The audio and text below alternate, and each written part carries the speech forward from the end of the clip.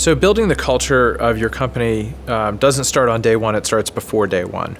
You probably have in your head some idea of what you want your company to be like. Otherwise, you're probably not going to be an entrepreneur to begin with.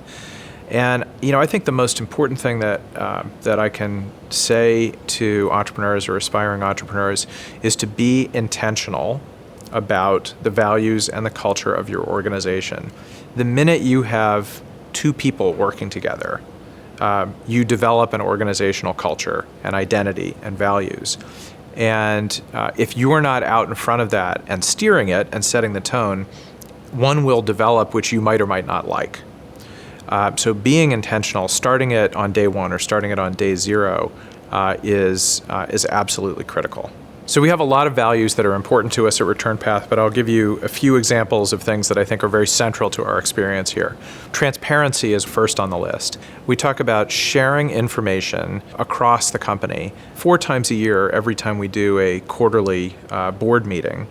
We, as a management team, pull together an enormous amount of materials and reporting, including financial reporting, our operating dashboard of all the key metrics in the business, scorecards of how we're doing against our goals, and then also some qualitative assessments of how the last quarter went, or memos from the executive team about things that are going well, things that aren't going well, how we're thinking about the strategy of the business and the world around us. We publish that book, we call it the board book, to the entire organization. We've always believed here that we hire smart people, and that if they understand the strategy of the business and where we're headed, and they have good information flow along the way about how the business is performing, that they'll make good decisions and that they'll do the best possible job of managing themselves along the way. Collaboration is also a central value to the ReturnPath experience.